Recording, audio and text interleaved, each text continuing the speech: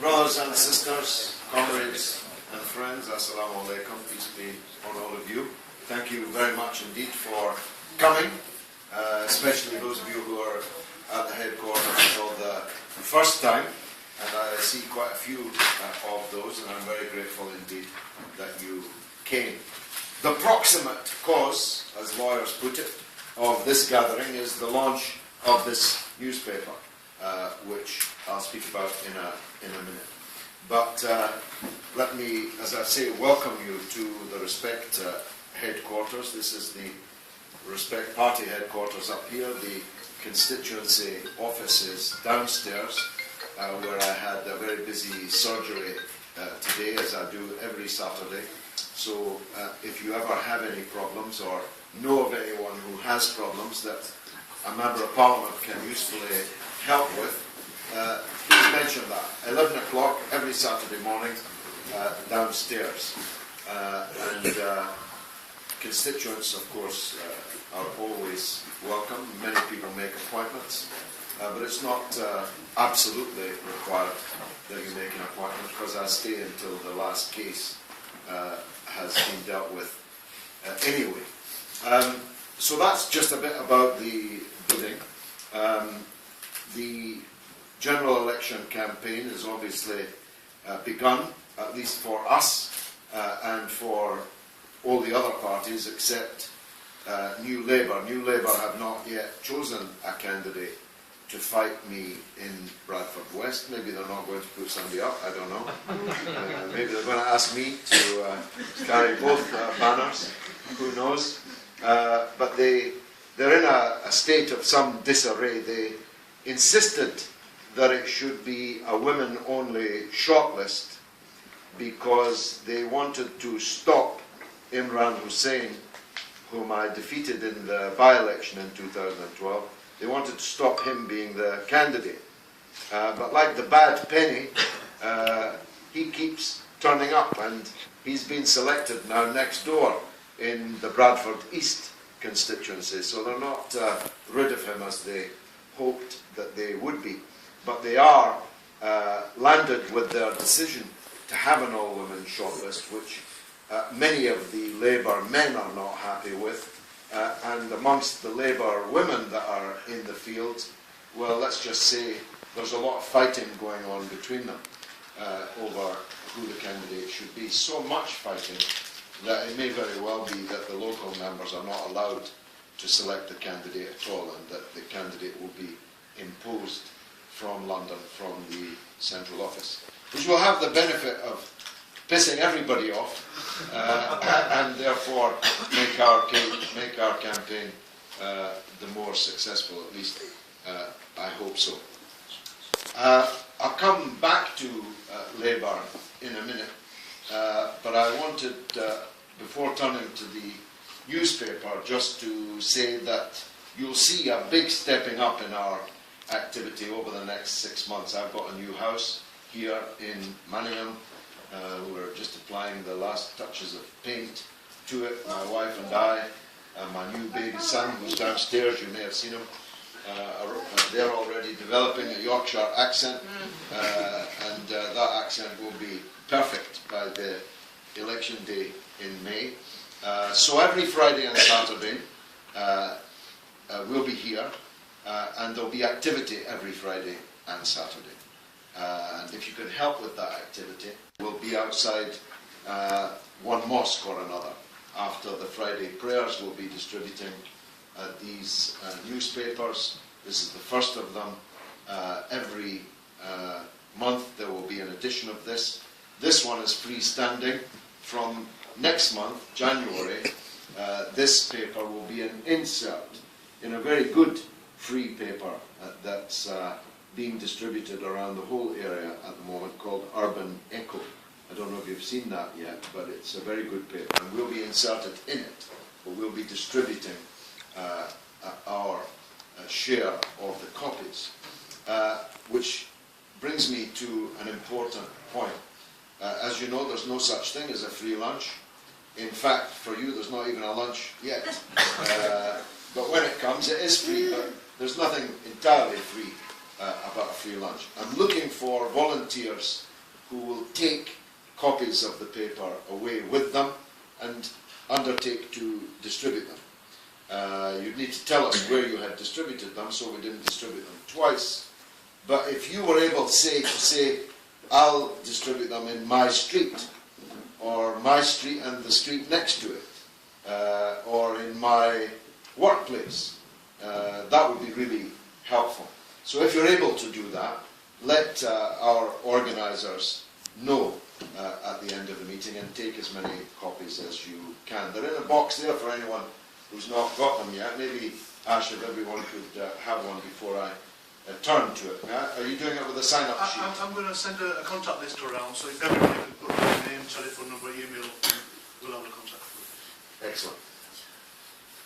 Well, let me turn, because it's a useful way of doing it, to the paper and speak to some of the issues, and then we can ask any questions.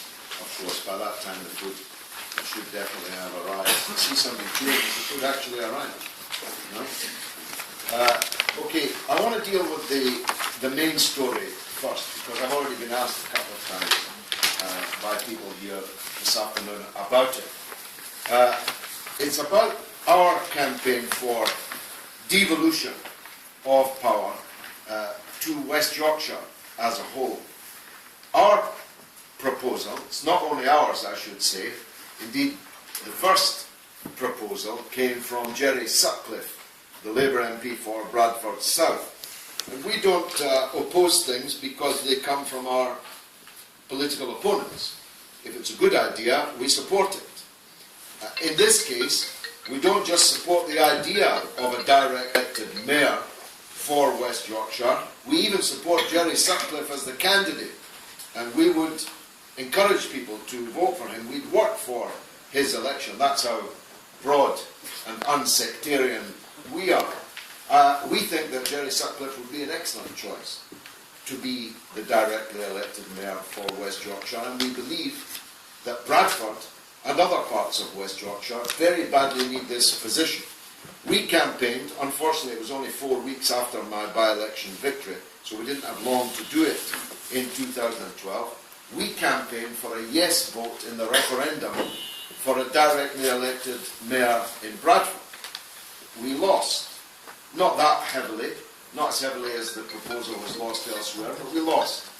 But this idea is an even better one, because Bradford actually needs a critical mass of local authority power joined together if we are to get out of our problems, which are, I'll take a minute to remind you, really deep-seated and historic and chronic. You heard me in the by-election campaign say that our schools were amongst the worst in England. Well, this week they are announced to be practically the worst in the whole of England. We are, according to Ofsted, 147th out of 152, our primary schools. Reading, in particular, is chronically underperforming our children in Bradford's primary schools. And frankly, the local authority appears unable, but worse than unable, unwilling to do anything about it. On the very day that our schools were condemned by Ofsted in this way, the Education Secretary, Nicky Morgan, was in Ilkley, not very far away. Why didn't the local authority demand that she come to Bradford if she was in Ilkley and talk to her about this chronic situation that our children are being cheated of a good primary education, which of course then feeds into secondary education and then into the rest of the lives of the people passing through this failing system. I'll tell you why. Why they didn't demand that she come, why they don't demand urgent government action on our schools, is because they're in denial about the problem. when in the by-election I highlighted the poor performance of Bradford schools, their answer was that we were talking Bradford down. Their response was that the schools were not nearly as bad as we were claiming that they were. Well, as everybody here knows, in their own personal lives, as well as every other aspect of life, if you deny you've got a problem, you can't dream of beginning to solve it. Well, there's now no doubt about it, because Ofsted's report is absolutely damning, and you can't get much lower than 147th out of 152. How low are they going to see us sink before they accept that there is a problem? We have posited the London Challenge model. I'll not go into all the details now, not least because we're going to have a meeting in town about this very soon, and those particularly interested in education can come to it. But let me just tell you of a place which has benefited from the London Challenge and which is almost at the top of the league. And it's a place where I was formerly the Member of Parliament. The London Borough of Tower Hamlets has, it's a horrible word, the virtually identical demographic to Bradford. It has virtually exactly the same number of the children of immigrants, of children from the minority communities, but its schools are at the top of the league and we're at the bottom. So, for those who say, and that is when you get to the second of New Labour's answers on this, they say, well, it's because of the demographics of Bradford, because we've got a lot of people from Eastern Europe, because we've got a lot of people for whom English is not the first language in the home. But exactly the same exists in Tower Hamlets. So what's the reason why their schools are doing fantastically well and our schools are doing disastrously badly? And the answer to that, I'm afraid, is in the people who run them. It's not about money, because our education budget is head for head the same as the education budget in Tower Hamlets. So it's in the people that run the schools. Who runs the schools? It's the council. The buck stops with them. Now, can you get this council to do anything about Bradford problems? I've spent 3 years and have completely failed to do so. It doesn't help that in the last election, all these donkeys that run the City Hall were all re-elected. And if you elect donkeys to the City Hall, what do you expect them to do there? Except put their face, hee-haw. Exactly. Hee-haw. Put their faces in the nose bag and eat their way through another term. So, this May, we really have to start the job of changing Bradford City Council, or we'll never get out of this bind that we are in. The same could be said about the statistics on child poverty. In Bradford, there are 2 wards which have the highest levels of child poverty in the entire country. And one of those was represented for many years, till we defeated her, by the leader of the council. Now, I mean, I don't think it's... That's my kid, by the way, who's not enjoying this speech. Seen the food. It's just that he's heard it so many times. No, correct me if I'm wrong. If you're the leader of the council, your ward actually ought to benefit from you being the leader of the council and being their councillor. That's what normally happens. But the leader of the Bradford Council, what's his name? Greenwood. Greenwood? Green. No, Green now, but it was Greenwood. You've got it, your name's got to be Green somehow in order to be the leader of the Bradford Council. Greenwood presided over the highest level of child poverty in the entire country. Now, we beat him. It's no longer there. But the child poverty statistics haven't changed a jot. because the people who run the council are the same people, from the same party. And there are many other aspects, youth unemployment, unemployment in general, where we are at the bottom of every league you'd want to be at the top of, and we're at the top of every league you'd want to be at the bottom of. And something has to change. So if we can't change the Bradford Council, councillor by councillor, we have to do it by changing the structure. And that means getting a buck stops here directly elected mayor. And if we merge the West Yorkshire councils together, that mayor will be even more powerful and will benefit from Leeds' super level of development. Now, there's at least one man in here, old enough to remember, when Leeds and Bradford were comparable cities. They were absolutely comparable. But now Leeds is booming, and Bradford has, until very recently, been sinking. And so we need to benefit from, it doesn't mean we lose our identity, we'll still be Bradford, but we need to benefit from Leeds' economic powerhouse. And the best way to do that is to support Jerry Sutcliffe's campaign for a merger of many of the functions of these councils and a directly elected mayor.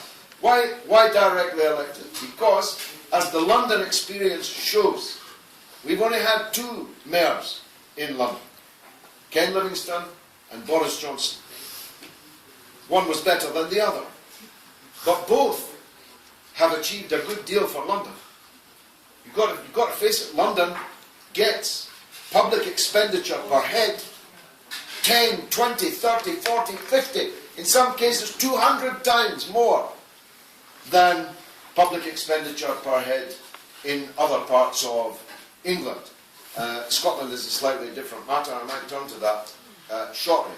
So, having a directly elected mayor, whom the whole area knows is the power, who is elected and can be unelected in one X. This is the point. You see, there's 90 councillors in Bradford. 90! For a city that's sinking. If we cut that by 2/3, which we propose, there would be one councillor for every ward. What's wrong with that? That's normal, actually, elsewhere. Why do you need 3 councillors for every ward? We could save £1 million a year just in councillors' expenses. And that £1 million could be spent on youth services or many other things. But if you're going to try and change a council with 90 members, only 1/3 of whom come up for election every year, and there's one election on the 4th year where there's no election at all.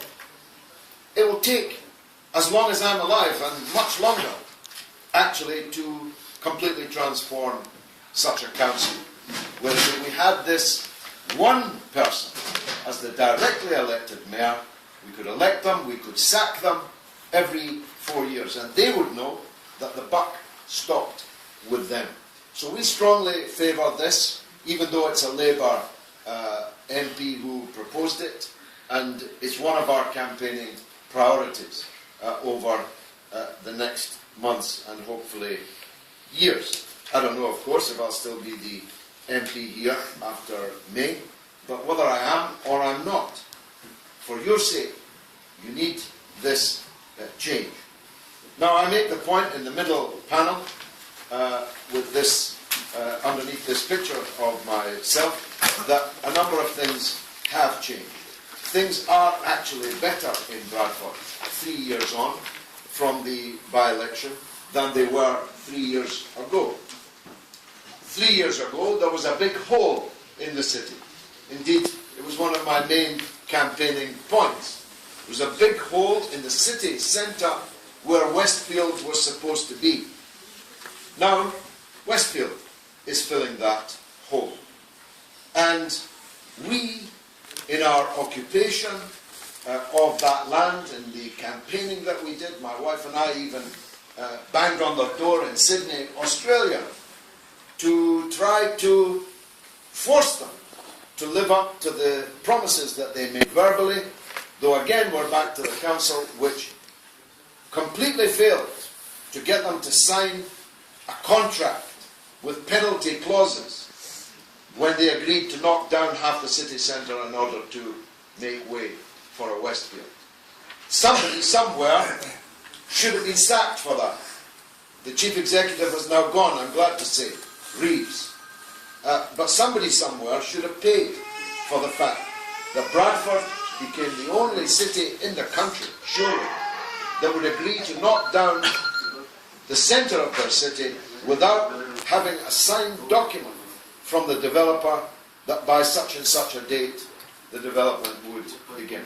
But anyway, it's now begun, and when I looked at it this morning, it's actually well on its way to completion. This will bring large numbers of people into Bradford, will increase the footfall for all the traders in the city centre, will provide, is already providing, building jobs and will provide retail jobs aplenty. This will boost Bradford's economy and is a fantastic step forward for us. I don't say that we achieved that, although if it was still a hole at the end of my parliamentary term, I've no doubt I've gotten the blame for it. But we played a part in achieving it, and it's been achieved under our watch, and we're very proud about that. Because I don't know when there was a time when anybody in the rest of Britain ever knew the name of a single political leader in Bradford.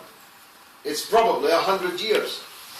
It's probably 100 years since, if you ask people in the rest of Britain, or ask them in the rest of Parliament, who are the Bradford MPs?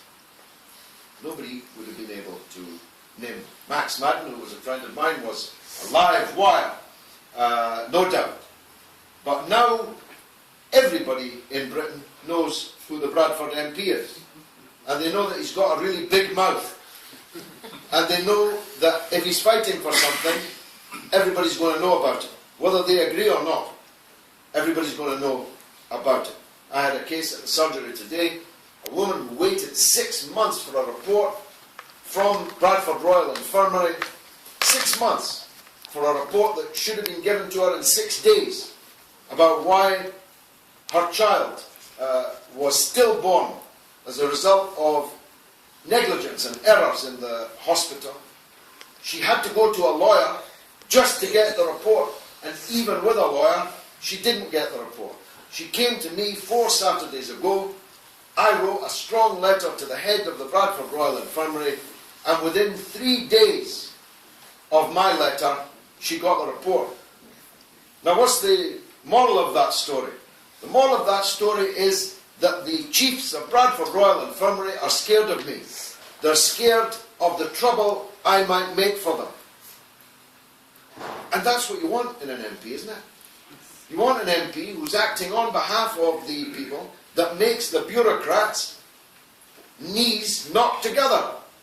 Oh my God, there's a letter from him. What will be next? There'll be a press release, there'll be a television broadcast, he'll be on YouTube, he'll be on the radio, he may even turn up at the front door here, bring a demonstration with him.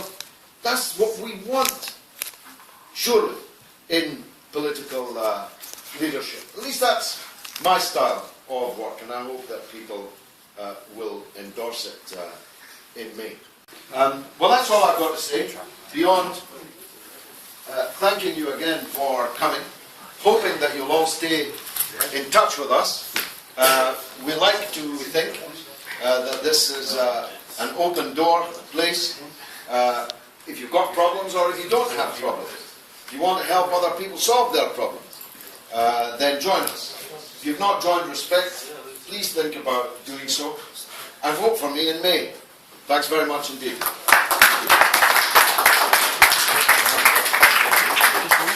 MD, got a pressing question, or you want to eat? Well, I don't want to keep you from your dinner, really. Go ahead. Well, I apologise for not attending your surgeries. I've written to you in the past, but it seems that the best way is obviously to see you first. Definitely, yeah. And I've come with a lecture in my pocket. I don't know if it's appropriate or not. If I spoil your dinner. Oh, really? It's just an issue that I'm following up, so I don't, it's probably not necessarily of any interest to anybody else. Okay. It's a letter. It's not a personal issue. There's still personal issues pending, as you might remember. But this is an issue about data protection affecting every tenant of Yorkshire housing. We received that letter on the 10th, I think it was, undated and unsigned, and it's basically saying we're going to basically share your data with a company called Experian. Oh dear, There's Experian. no mention of any opt-outs, no mention of any legal rights. I followed this up myself and I said, can you send a letter clarifying this, saying there's an opt-out? They refused, but they said they would take my name off and my data wouldn't be shared. I'll look at it. Thank you very much. And I'll come back to you. Just to everybody else, it may not affect anybody else. It's a social housing issue. Greetings. Thanks very much. Comrade Carl. Yes, talking about BRI, I was chair of Bradford Community Health Council, and we had the right to go in without any notice into any board and check it out. Tony Blair abolished the Community Health Council, and we held, I used to have monthly meetings with the CEO there of BRI, and it might be a good idea, although Community Health Councils, apart from in Wales, where they still have them, have been abolished throughout England. But if we could set up some kind of a structure like that. That would be far better, yeah. The other thing I'd like to mention is Veolia, which in communities are using to manage their grass verges, etc. Yes.